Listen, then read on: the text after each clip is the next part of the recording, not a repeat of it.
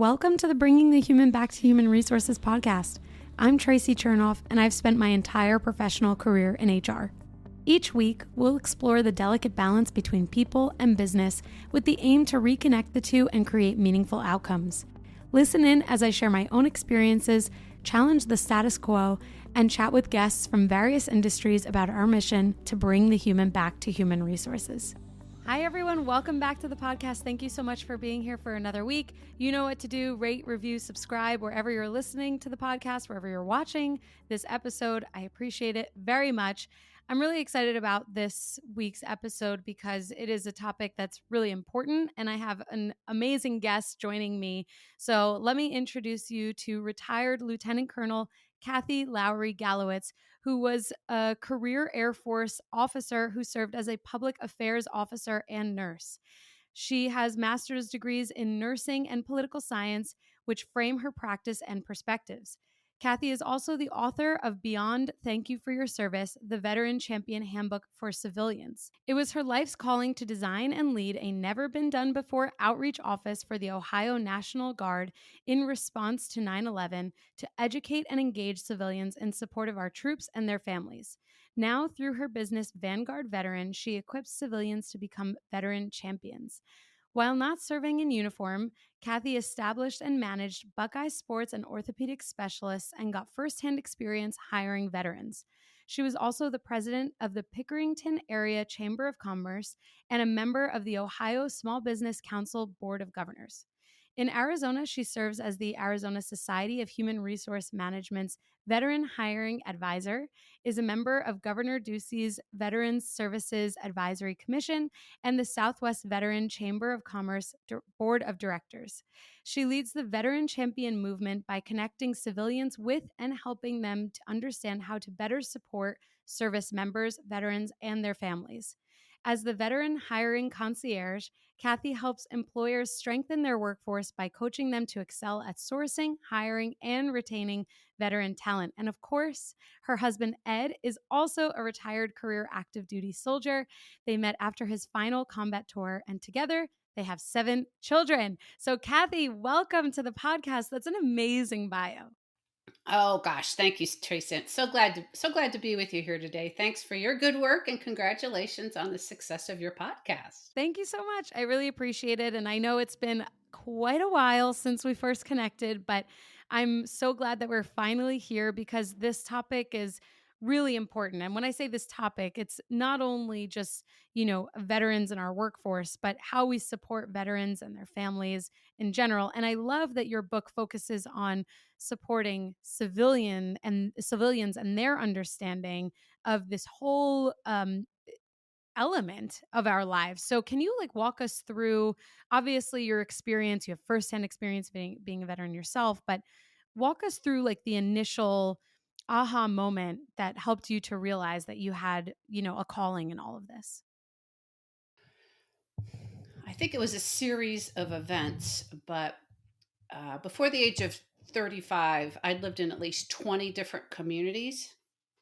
And when we finally left active duty military service, my first husband and I, we settled in Lancaster, Ohio, a town of about 30,000 south of Columbus, Ohio, because we wanted a community where we could give our children roots, because I'd never had them, and start a business because of the work ethic in the Midwest. And I started to recognize that, maybe my life experiences had been a little unique. I'd never been to a funeral of a non family member until the age of 40, because when you move so much, you just don't really know people you don't get close to people who are sick, because you're just not there very long. I also learned to appreciate that I really didn't understand how America works, or at least have any grounding on the political process, because I hadn't participated in it. I'd had my civics courses, and of course I voted, but I was just, I didn't know what a city council was. I didn't know what a county commissioner was. So I was like, that's interesting. And then what really struck me was when I was going through some really dark times. centering on divorce, a gal named Laura came alongside me and I call her my first veteran champion, because frankly, I'd had next to no really best friends that I could go through difficult times with. Because I had learned to be very independent. Um, and I had friends that I could call, but when you're having tough times, it's a lot better to be in person with someone there. Um, and so those are a few of the things. And then fast forward many years later, when I had the opportunity to start the outreach program in response to 9/11. Gosh, I seriously, when I saw civilians get goosebumps or heard about the goosebumps that they receive when they're doing good things for military connected people, and in this case, typically it was people in uniform, it was like, wow, there's really something here. I don't know that we in our society have people who do this work full time to really um, educate and engage civilians in support of service members, veterans, and their families. And when I had the opportunity to do that, it was so fulfilling, so rewarding for me, but also for them. And so I began to really more fully appreciate that, because of my unique lens in the life that I'd led as a military kid, and then as a military officer, and then a military wife and a military mom, right? And God gave me the gift of gab, and I think the opportunity to persuade or influence or inspire people because of my value systems, what I think is important, and frankly, what I think is important to us all. And so the calling really became more clear when I realized, what, I do this work for free, right? Um, in some ways, maybe I can. I want to relate it to the name of your podcast. Put the human back in human resources. Well, this is all about putting the human into the veteran, right? And remembering that we are maybe unique people with maybe some different needs, but people who are just like everybody else, and have some of the basic needs that everybody else does, of course. But we've had some unique experiences. And, we would ask that, our neighbors, our fellow faith community members, especially our coworkers, have some sensitivity, appreciation, and desire to meet us more than halfway, hopefully, and help us, if you will, come all the way home and reintegrate back into civilian life after military service. Absolutely. It really does. And it makes me think about all of the service members, active and retired, that I have in my life, who some have struggled to acclimate after returning, especially, my generation was really in Afghanistan. And when I say my generation, really like my friends from high school, when they, if anyone entered, the service, they were in Afghanistan, Iraq. I know some people who are still based out in Asia, and they've had amazing experiences, and many have made careers out of their military experience. But those who have come back have definitely struggled, not only with mental health, but also just with now becoming a civilian, or if that's the proper term for someone who's retired and then, So let in me dig civilian into life. a few of those things without you even asking me some questions. I think there's important things to maybe Yeah. point out, if I may. Yeah. So, of the 2.6 million Iraq and Afghanistan veterans, about 55% feel disconnected from mainstream America. The Bush Institute reports that upwards of 84% of military members feel that America in general doesn't understand the challenges they faced. Mm. Okay. And so, um, that being said, military people, veterans, are highly resilient. Okay. And yet, you mentioned some of those who have struggled. And there is a struggle coming back from combat in particular. That's a tough thing. And there can be, there is certainly a transition and an adaptation period after military service without having gone to combat. Of course. Right. But most military and veterans handle it very well. About 20% or so, according to the Department of Veterans Affairs, may have post-traumatic stress disorder. Okay. And so that is certainly a condition that is a consequence of military service, but it's not something that everybody suffers with. That being said, even people with post-traumatic stress can live full lives, manage their triggers, and are not to be feared. Okay. Right. Sometimes I think the sensationalism in the media puts us, alarms us about maybe that combat veteran who, may be a little scary. But, research shows that people with PTSD are not necessarily more violent or predisposed to being violent, because PTSD and PTS is something that can certainly be managed. So a lot of this stems, Tracy, from the differences in military culture. You, and I'm sure most of our listeners, have heard of Sebastian Junger, and he was a reporter, went to combat, just a prize-winning author. He wrote the book Tribe. And the way he describes the experience, and how we as Homo sapiens, as people, were meant to be interdependent, not, wholly independent, right? So let me frame it up this way. Let's say there's no discussion really of war quite yet, but when you join the military, you wear the same clothes. Your hair, if you're a guy, looks kind of the same. The women, it's all pulled back, or at least it used to be, right? You have physical fitness standards. You have values that you ascribe to. You may live, if you live on a base, you may live in the same community. You may go to the same eating establishment. If you're enlisted, you may sleep in the same bunk as somebody else. You may have the same boss. You may have the same job, right? And so there's tons of commonality, right? Just in your peacetime service. And so you have a tribe right there of people around you that get you, that you can joke with, that you feel very comfortable with. And then let's say you end up going into harm's way, right?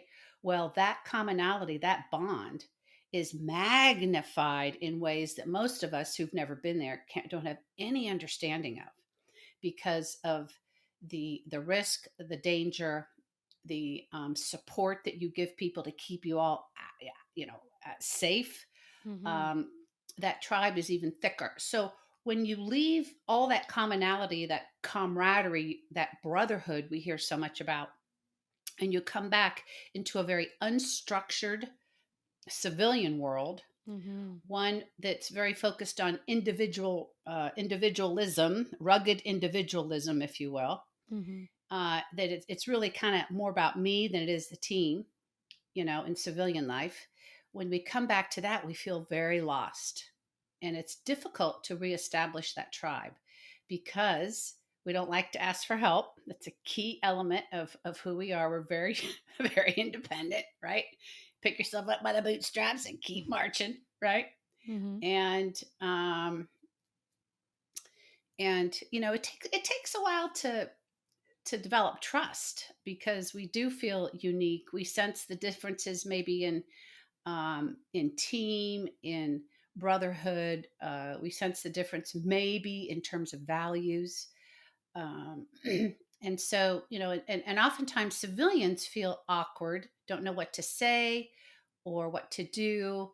And so, may not do anything, but we're lucky to serve in a time and day when most people say thank you for your service. And so that's why, I use that title from my book, because I encourage people to go beyond thank you for your service, to help bring those veterans all the way home and reintegrate into civilian society, no matter where you are, be it in your neighborhood, in your place of worship, at school or at work.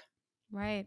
This is super, super helpful. And, as you were sharing, especially at the last part there, I was thinking about how tight the job market is. And I've written some articles on how we can make the job market feel a little less tight. And one of those ways is to expand our horizons on what an ideal candidate looks like, from experience to education and the like, everything in between.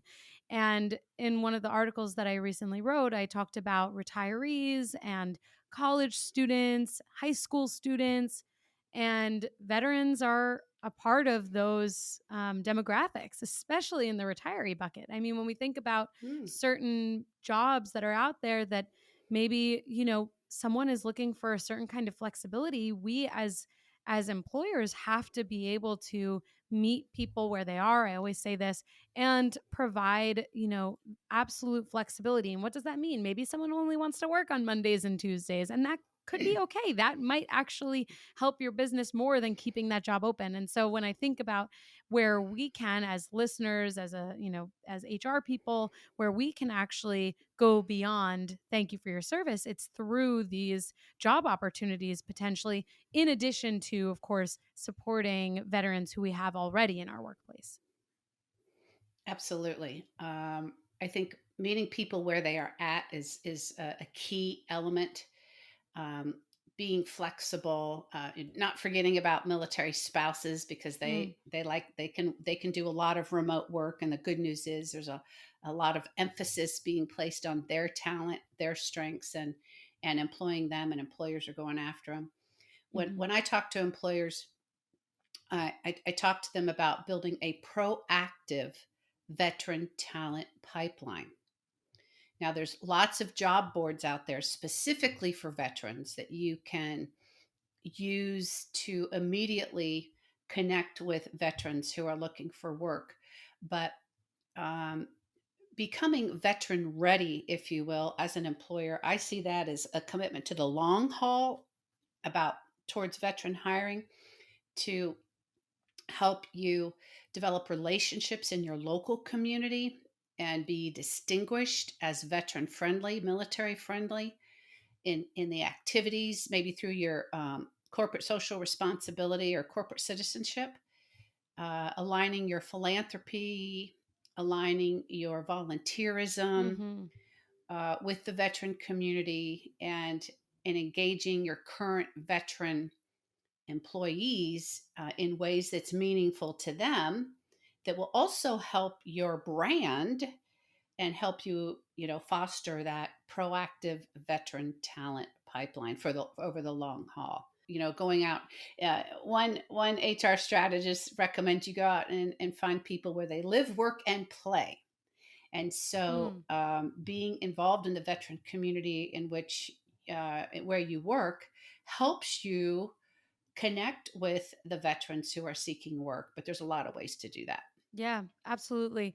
In retail, we always talk about this, that, you could find your next great sales associate at your local coffee shop, at your local Target store, or wherever, right? And There you and go. it makes me think about what you're saying, that, live, work, and play. Yep. You're gonna find the talent there. It's true, and it's true in every industry, that if we're focusing on the human being, we can find that person anywhere. And I've spoken with a lot of folks recently about looking beyond a resume. And actually, I already launched this on my first podcast of the year. I realized that this podcast is coming out um, after the first podcast of the year, but one of the things that I launched is this open to work mini series on my podcast, where I am inviting those who have recently been laid off or who are unemployed, who are looking for a change in career, to come on the podcast and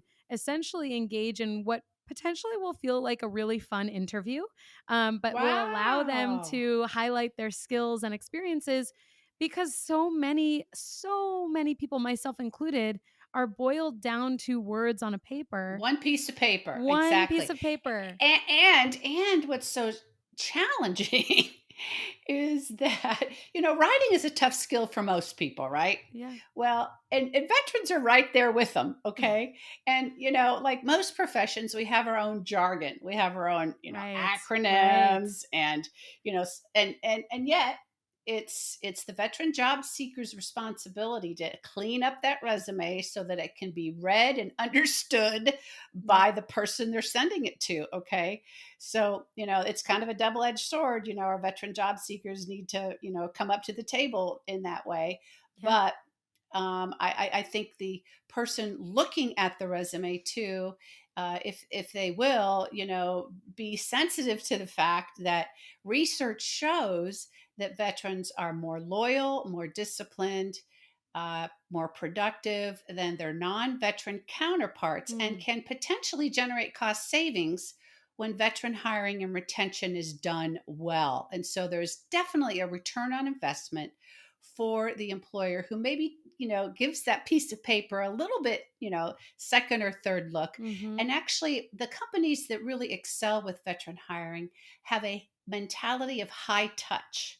Okay, Mm. so they again uh, reach out to the person that's the veteran, right? And so they have hiring events, or they go out into the community and meet them, or I think your approach to having the mini interview, if you will. Mm-hmm. I mean, as you were saying that, I was thinking, boy, what a great opportunity for a veteran job seeker. Yeah.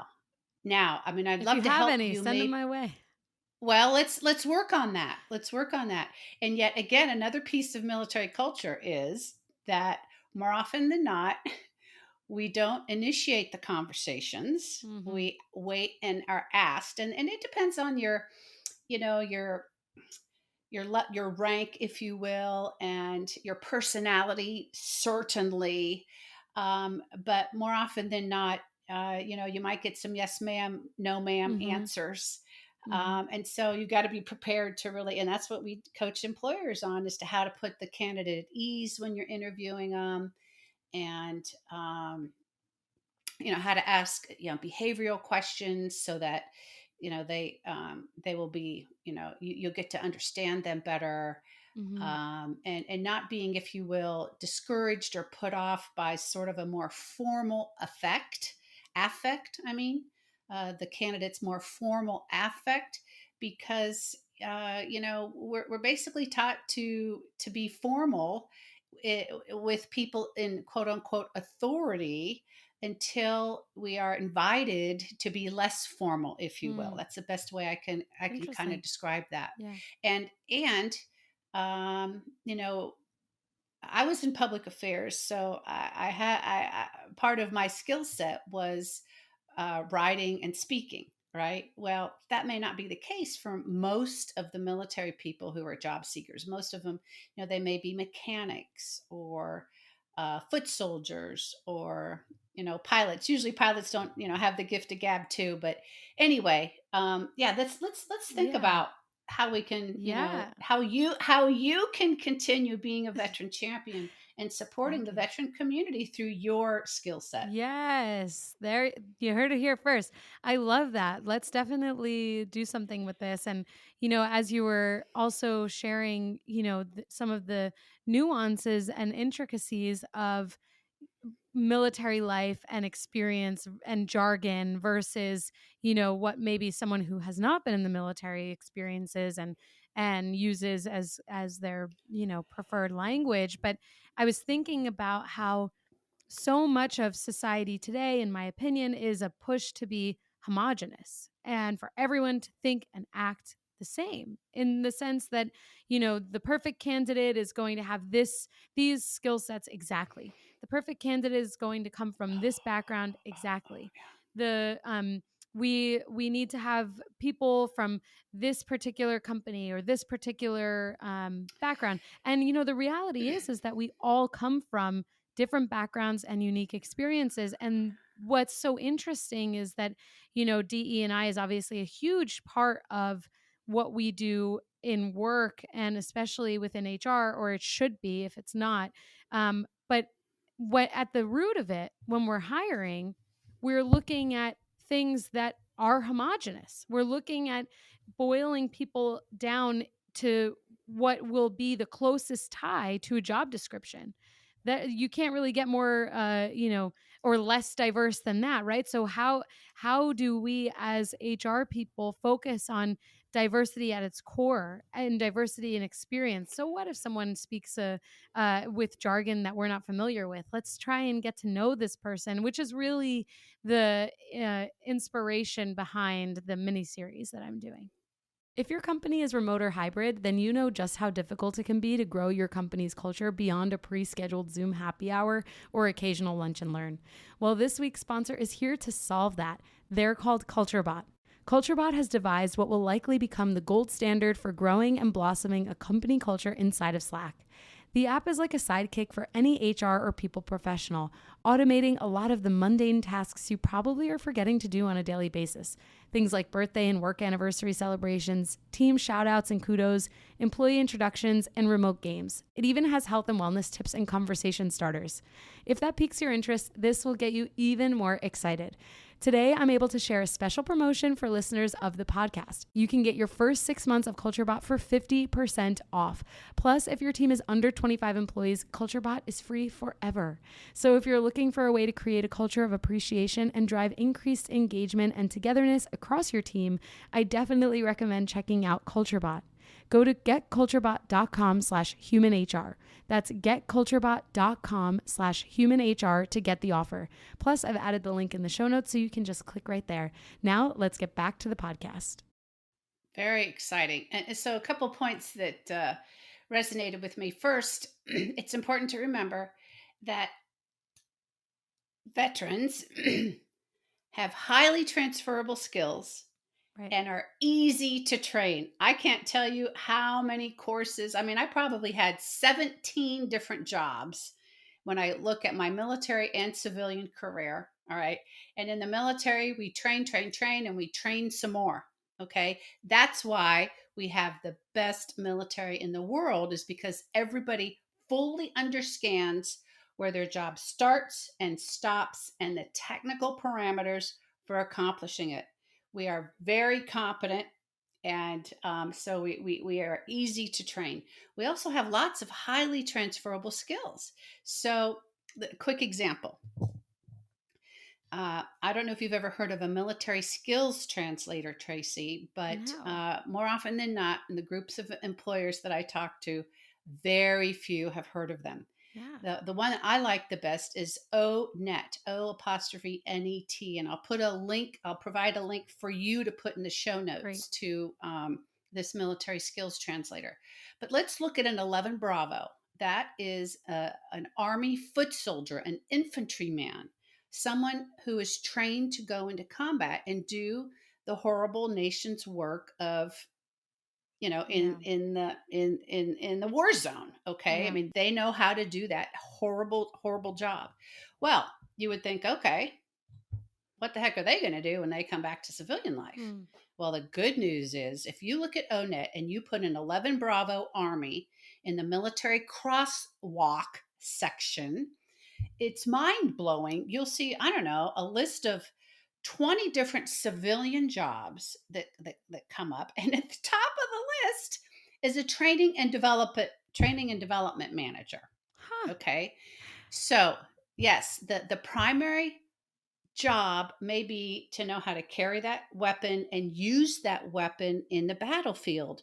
But getting you to that point, you've been through boot camp, you've been through leadership training, you've been through, you know how to handle supplies, and you know how to manage a team, and you know how to train other people, probably about how to clean the weapon. Okay. Mm-hmm. And so there's lots of things that you would even consider kind of hidden skills, if you will, buried skills, that can be leveraged if you know how to interview the person well. You look at ONET and you kind of fill in the gaps between the resume and what ONET is telling you. And so you can find an employee with tons of potential. The key here is to train to hire for aptitude. okay? And not for the specific experience that your job description is asking for. I mean, if you have most of the skill sets, I would take a chance on that veteran, because most thrive on authority, or thrive on responsibility, excuse me, thrive on responsibility, want to do a good job, want to advance, and want to make you proud. They like to contribute. And so there's a lot underneath there that you can use to strengthen your workforce, but you got to give the veteran a chance, right? And so when I was hiring, and I was in healthcare, and so that's a little bit different. That comes with pretty set credentials, but not always. Like for a front desk receptionist, or Mm-hmm. other sort of non-credentialed. Of course, it was easier to hire someone who had X experience at the last doctor's office, and you Mm-hmm. thought, oh boy, they're going to come in and they're going to be running. Well, that ain't necessarily so, right? Because there's so many other pieces. Do they show up on time? Do they have a good attitude? Do they know how Right. to treat people well? Which Are they team arguably is like players? sometimes the most important piece of it. Yes, Attitude is yes, everything. soft. Yes, thank you. Well put.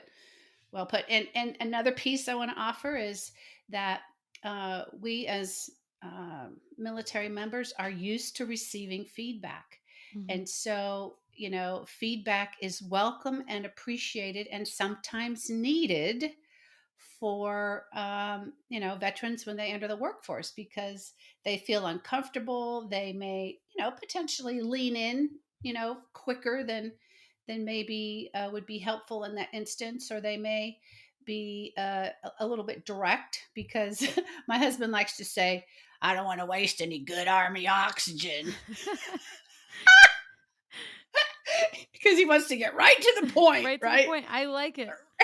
That's my Well, I preferred. did, I did too, but there's a time and a place, right? So one more story. So I worked with this just lovely lady at a franchise. It's a Serve Pro franchise, and she was just a warm-hearted, kind of meek, just not a real forceful woman, if you will. And she hired this veteran to do cleaning, and the job that ServPro does, and he Yeah. was kind of rough around the edges, and she was like, oh, I'm not sure exactly how to take this guy. Well, she got him some coaching, Oh, great. and yeah, and then he started coaching some of the other veterans who may need a Oh, little bit of polishing, yeah, I right? love And that. then and then this guy ended up purchasing his own Serve Pro franchise. Okay, so there's a lot underneath that exterior shell, right? There's a lot of values, there's a lot of character, there's a lot of skills, and what do leaders do? They build people's potential. They Yes. help people reach their goals. Okay, they invest in people when people don't believe in themselves, right? It's leadership, it's mentorship. Right. And boy, if you invest just a little bit, if you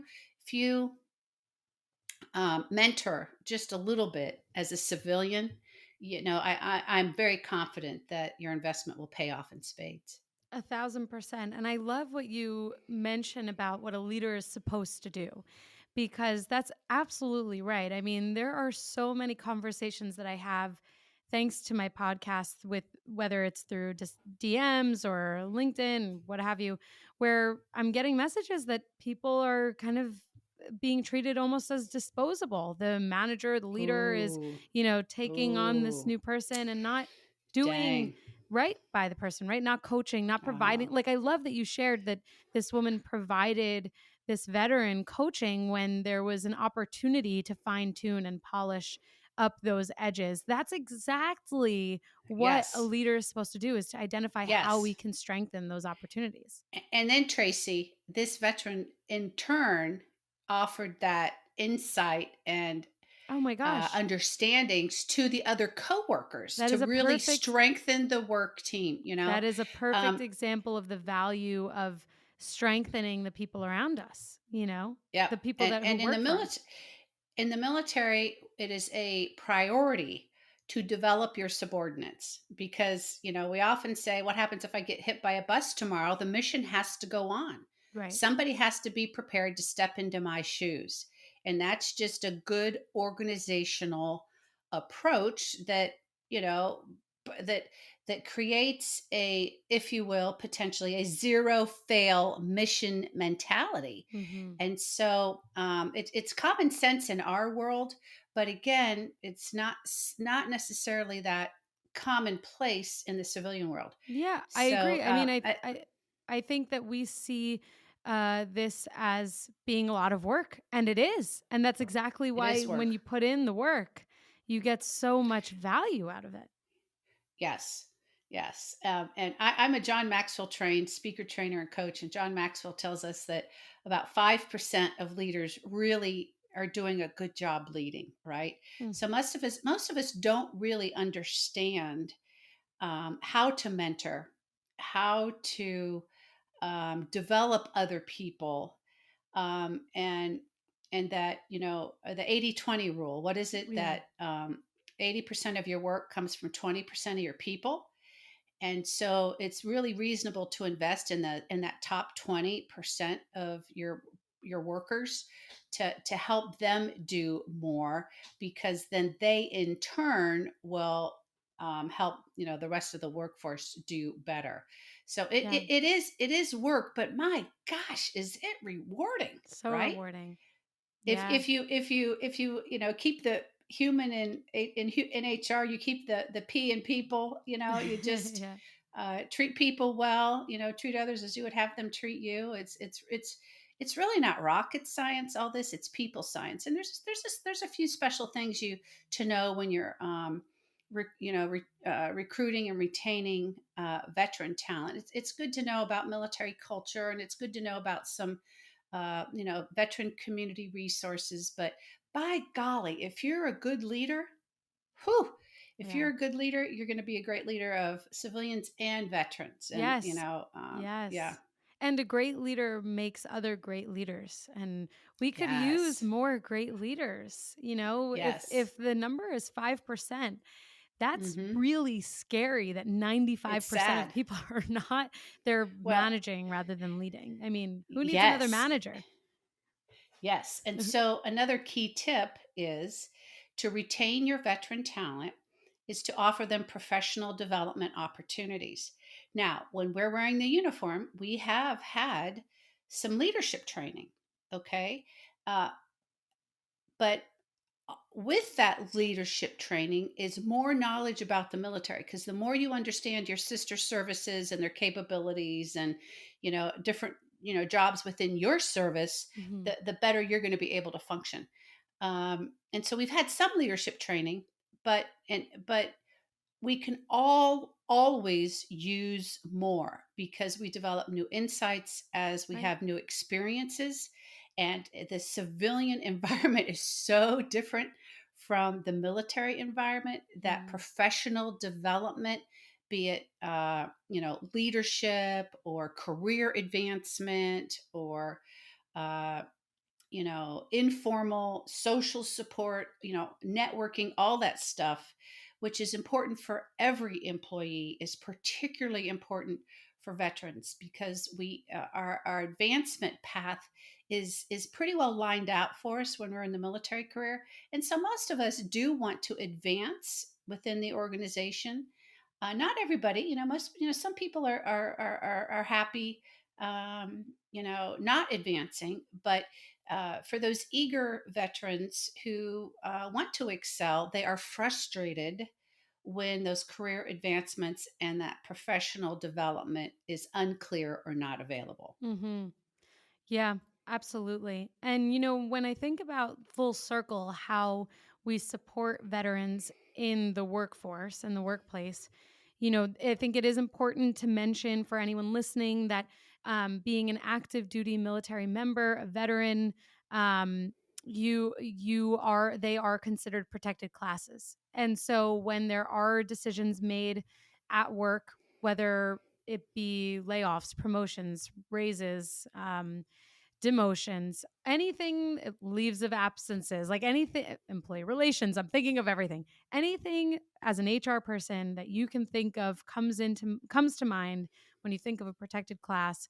You have to make sure that you're including active duty and veteran members of your team, because just like we consider age and gender and sexuality and ability or disability, they are considered a protected class. Now, this doesn't mean that you walk on eggshells with everyone, just like you don't walk on eggshells with someone just because they've told you that they're of a certain age or they have some sort of addiction, for example. Actually, this is another protected class, is those who have a diagnosed substance abuse or addiction issues. And it's not to say that you walk on eggshells, but there is a certain level of risk assessment that businesses must do when a decision is made that impacts a person of a protected class.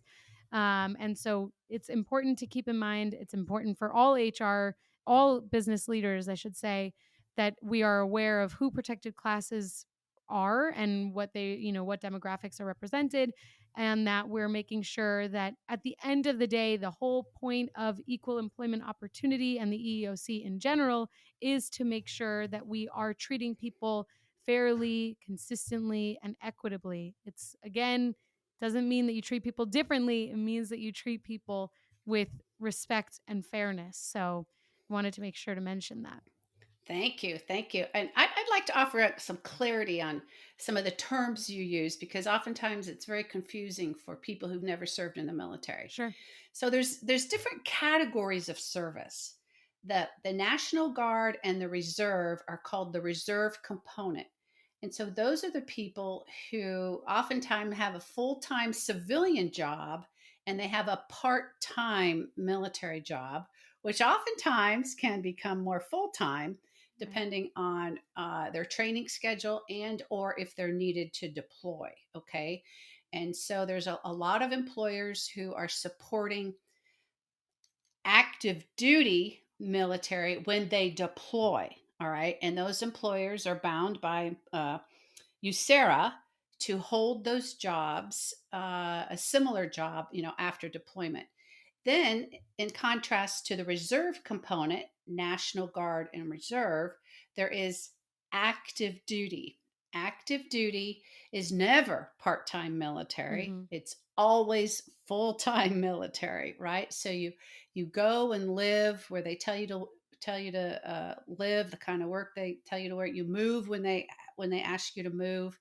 And so I grew up in an active duty Navy family, moving about 19 times, going to 2 different high schools, going to French speaking preschool in Paris, France, and graduating with high school in Iceland and going to college in Germany. Right. Oh, okay. So active duty people have that, kind of really, high mobility kind of lifestyle, and that very intense sort of tribe experience. Okay.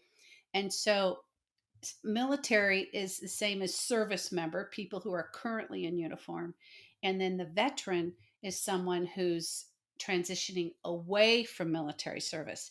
Now, that veteran could have served 2 days on active duty or, 40 or 50 years in the military. 50 years is a little hard, but and so the term veteran, to most people's awareness, just means that they have worn the uniform either on active duty or in the Guard and Reserve, and now they're transitioning away from that.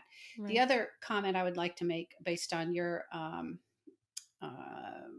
presentation about protected classes, is please make sure you have good EAP services for not only the veterans that you employ, but everyone, because they may need those services. And that being said, as I understand it, about 2/3 of us experience some sort of trauma in our life, right?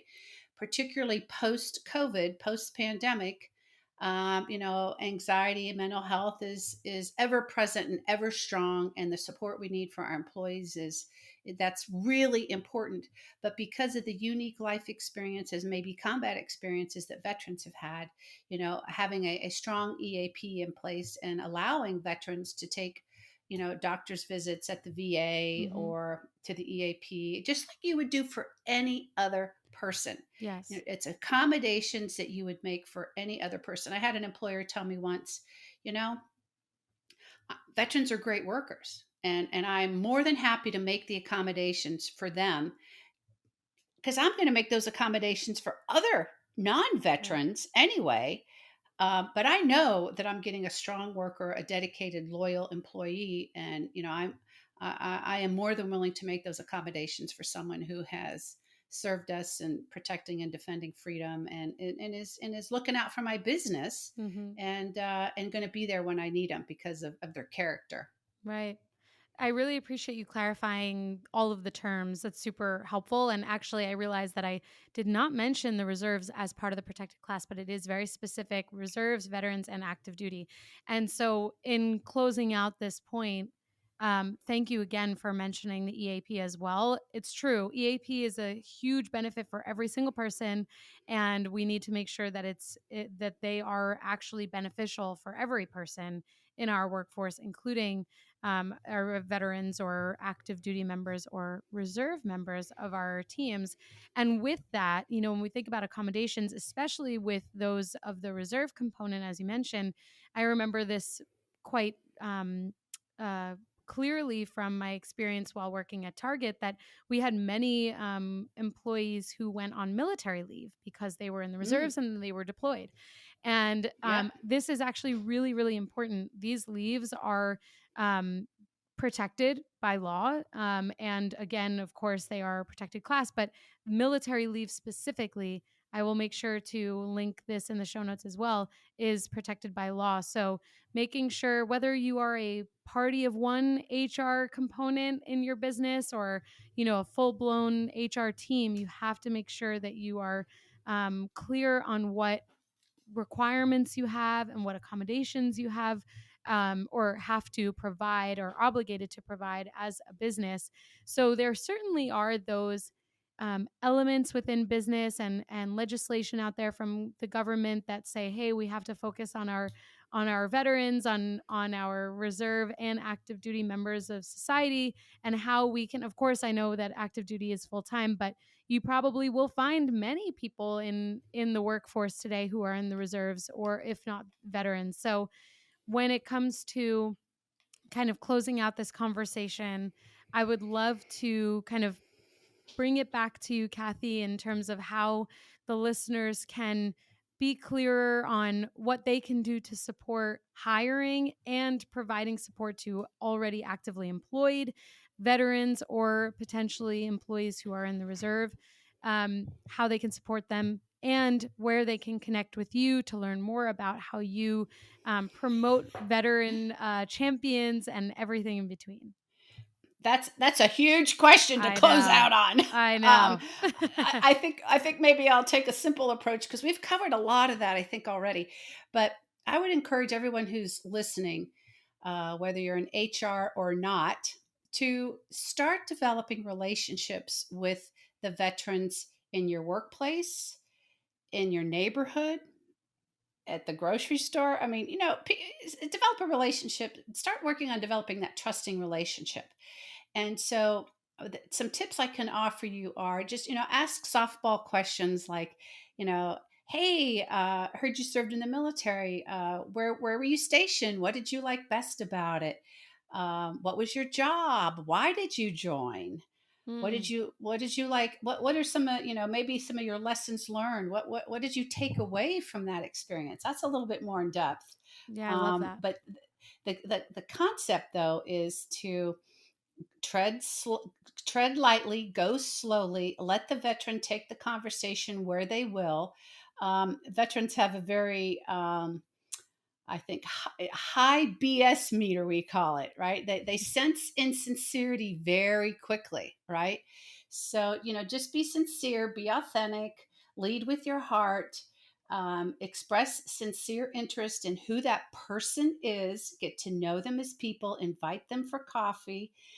Don't ask questions like, did you ever shoot anybody? Mm, Don't, tread lightly if it comes to any kind of combat experiences because they're more often than not going to want to talk to you about it. They'll only talk to combat veterans if then, right? Mm-hmm. So stay away from that. Just get to know them as people. Ask how you can support them. How's it going? Reintegrating back into civilian life. Do you know where to get your car fixed? Do you have a doctor? Do you like book clubs? Do you want to join Rotary? Mm-hmm. Are you involved in the PTA? Just those kind of things that anybody would like as a newcomer to your community. I encourage you to take time to get to know that veteran as a person, whether they are your coworker, your subordinate, or your neighbor, if you will. Okay. And I have a little cheat sheet, if you will, on my website at vanguardveteran.com. There's all kinds of information there and resources that I hope you will take a look at. I encourage HR people to learn about military culture. I can come alongside you and offer a course to you and your team so that you're more and more aware and doing a great job with that. I encourage you to use ONET military skills translators, have a thorough onboarding checklist for your veteran teams, build a committee or a veteran employee resource group, regardless of the size of your organization, provide a vehicle through which your veteran workers, military connected workers, and their allies can build camaraderie, can create patriotic events, can offer input about maybe how to improve the workforce, and can participate in professional development opportunities. It's also really important, if you want to draw veterans to your workplace, to be involved in the veteran community. Not only is serving the veteran community outside your workplace a retention tactic, but it's really a great way to give back to those who have given so much for us. So I'm basically inviting every single one of you to join the Veteran Champion movement and be a part of the win. If you'd like to know where your company stands in terms of your veteran hiring initiative, I have a complimentary veteran ready assessment on my website. We'll put it in the show notes. I encourage you to do that, to kind of assess what your company's doing and where maybe your growth opportunities are. And then I offer a complimentary 30-minute consultation to answer your questions and see how maybe I can potentially support you more. My email address is Kathy with a K and a Y at vanguardveteran.com. And my book is Beyond Thank You for Your Service, the Veteran Champion Handbook for Civilians, available on Amazon. And the webpage is vanguardveteran.com. Tracy, thank you for having me. Thank you for your curiosity and for your desire to be an even stronger civilian veteran champion. We're going to have to work on that project. Yes. And keep up the great work. And I hope that this is the beginning of our relationship. Certainly, it absolutely is. Yes, you can consider this podcast a home and a veteran champion safe space. Nice. It's been such a pleasure having. You like that, right? I love it. It's been such a pleasure getting to know you and what you do for this whole community. I mean, I really, really appreciate you shedding light on a topic that we have not talked about yet on the podcast. So thank you so much. Thank you for being a leader in this space. Keep it up. Keep talking to other veterans and interviewing other hiring managers and HR people about their experiences with veteran hiring, please. Yeah, this is a great point. Maybe I'll have to write another article specific to this. There you go. There we go. Thank you so much. Hey, just before you go, don't forget to subscribe to the show so that you are the first to hear when an episode drops each week. And maybe leave a 5-star review and a comment about how much you loved this episode. Plus, if you have someone in mind who would really enjoy this episode, make sure you share it with them. Thank you so much for tuning in, and I will see you next week.